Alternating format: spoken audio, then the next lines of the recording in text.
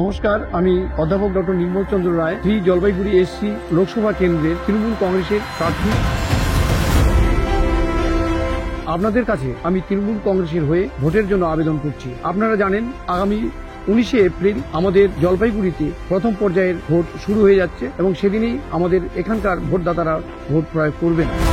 আজকে আমরা আপনাদের কাছে বিভিন্ন ইস্যু নিয়ে, বিভিন্ন এজেন্ডা নিয়ে আপনাদের কাছে এসেছি। প্রথমত আমরা আপনাদের কাছে জানাতে চাই যে আজকে বাংলাকে যেভাবে কেন্দ্রীয় সরকার বঞ্চিত করেছে বিভিন্ন দিক দিয়ে, আজকে 100 দিনের শুধু কাজের নয়, অন্যদিন আবাস যোজনা থেকে শুরু করে প্রধানমন্ত্রী সড়ক যোজনা থেকে শুরু করে নানাভাবে অর্থনৈতিক দিক দিয়ে বাংলাকে একেবারে অবরুদ্ধ করে তুলেছে কেন্দ্রীয় সরকার, যাতে বাংলার মানুষ মাথা তুলে দাঁড়াতে না পারে। সেই আপিল নিয়ে আপনাদের কাছে আমরা এসেছি, যাতে আমরা আমাদের সেই অধিকারটাকে আমরা অর্জন করতে পারি। আমাদের এই যে বঞ্চনা, এই বঞ্চনার বিরুদ্ধে আমাদের লড়াই, আমাদের বঞ্চনা নয়, আপনাদের সাধারণ মানুষের এই যে বঞ্চনা, সেটার বিরুদ্ধে আমরা লড়াই করতে চাই, আপনাদের আমরা সাথে পেতে চাই এবং এর লড়াইতে আমাদের সাফল্য লাভ করতে গেলে পরে আমাদের কি করতে হবে, আগামী যে 19শে এপ্রিল ভোট হচ্ছে, সেই ভোটে তার উপযুক্ত জবাব দিতে হবে।